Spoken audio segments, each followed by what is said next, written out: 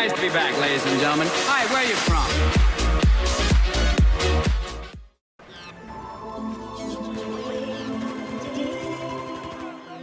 I know what you're thinking, right? You're a menace. You are rocking as an aggressive Recon. There is nothing cooler than keeping it close to the heat as a Recon. Medbags lay everywhere, and you are tripping on ammo bags left and right. But you know what's shit, right? With a tug at a strategic place, some C4 around a corner or a beacon to rely on, and you just became the most important player of your team. Now you just want to rain death over your enemies, and since you just have to have that extra punch behind every bullet, because cool ain't nothing you wear, cool is what you project. And what you need to deliver is a few 7.62mm rounds right into the head of your enemies. You have two choices, and for some reason 2 weapons in each hand. That's just starting to feel like one big pickle. Contestant number 1 is Groza-1. Groza-1, or the OTS-14 Groza, is a Russian bullpup assault rifle. In Battlefield 4 it is actually the carbine variant, the OTS-14 1A01, with a short barrel and a vertical grip that has been made available. In the game, the short barrel also has a permanent compensator attached to it. The Groza-1 is a very compact and light weapon, and in reality the barrel jump is considered to be pretty small for a gun using 7.62mm rounds. Since Groza-1 is a carbine, it can be used by any class. It does 30 damage per bullet in close quarters, which means that it can 4-shot kill enemies without any hit multipliers.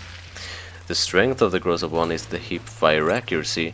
The overall accuracy of the gun is, however, probably the worst in the game. Within 22 meters, the time to kill with the Groza-1 is faster than that of the AEK or the MTAR. The CZ381 and the FAMAS will still outdamage the Groza-1 within that range. The compensator and the vertical grip is a must on the Groza-1, which means that you can only pick an optic and an accessory. I like to keep my attachment as true as possible on my weapons, and therefore the iron sight, which is surprisingly good, or the Cobra, is my choice for this weapon, as it is a true Russian optic. For the accessory, I'd pick the target detector. Why not use the best equipment in the game?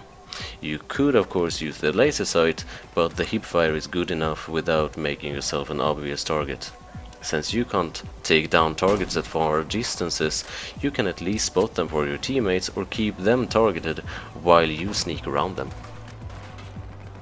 Contestant number 2 is the Galil ACE, or to be more exact the variant ACE-52, translated ACE-52-CQB in Battlefield 4, which has its most recent design from 2010 in Colombia. The ACE-52 is a fully customizable carbine which holds a 25-round magazine plus 1 in the chamber. The RPM is 650, just like the real version, but while the real version has a muzzle velocity of 800, the carbine in Battlefield 4 has 400, which is weird, but at the same time a common way the game handles the balance of the carbines.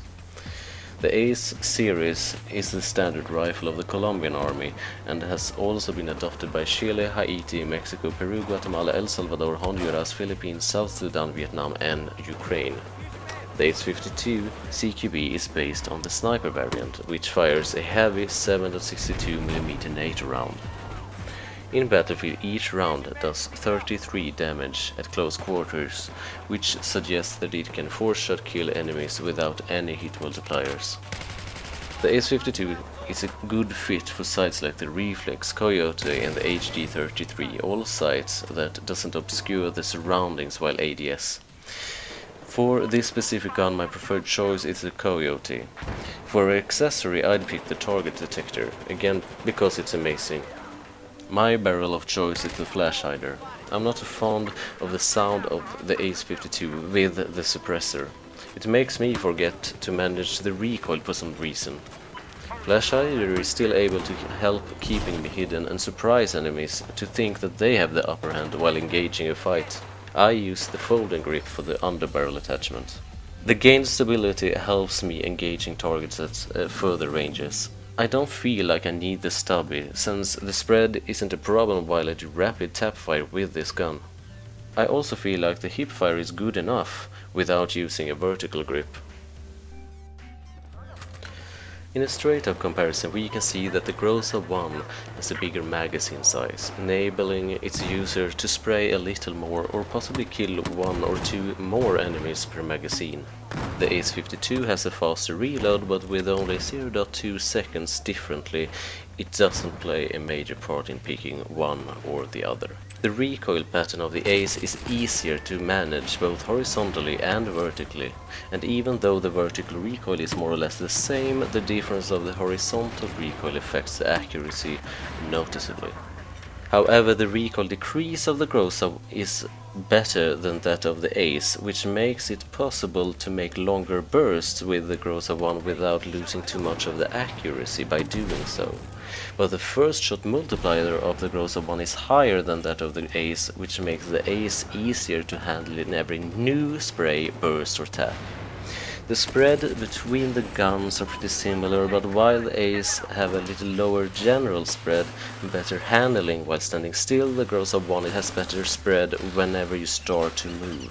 Before we go to the last fact about these two weapons, we need to note that the Groza-1 has an attached compensator on it. This means that only the ACE-52 can have a suppressor or a flash hider attached. Now, the statistic you probably think is the most important, DPS. Which of these guns will kill faster? Well, if you met your enemy close enough to shake his hand, the Groza-1 will make a quick end of whoever it might be. If you instead could hit him with a snowball, but thought it better to deliver some bullets instead, you would accomplish your task faster with the ACE-52. If you instead want to take down a guy on a short side of a football field and you would stand on the other side of that football field, maybe he's a coach of the team you cheer on, maybe you think you would do a better job than that bloody moron. Anyways, the Groza-1 would make you the new coach faster, theoretically. Well, now you know every fact that you need for picking your gun of choice. I actually like both these guns. I think Groza-1 have gotten way too much critique from the community, and if you are like me and can't aim for shit anyways, that couple of extra rounds actually makes it really enjoyable to use while running and gunning. Just imagine that you are a rabbit with rabies and you will do just fine. The ACE-52 has two major things about it though, that I prefer over the Groza-1. Firstly, if I play CQB, I most often want a suppressor or a flash hider. I always try to flank my enemies and I avoid being too close to my teammates. I want to know where they are and have at least one or two like 30 meters from me. Spending so much time on the battlefield without backup makes every hiding factor very useful. Second reason why I prefer the ACE is that it is easier to take down targets at further ranges with the ACE than that of the Groza-1. It doesn't matter if the DPS is higher at further ranges when you can't get a hit marker on what you try to put down. My weapon of choice is therefore the ACE-52. You might not feel the same as I, and if you wouldn't equip the ACE-52 with a suppressor or a flash hider, you might consider using the Groza-1 instead. Especially if you would also run the ACE with the ergo grip. This series is called Versus.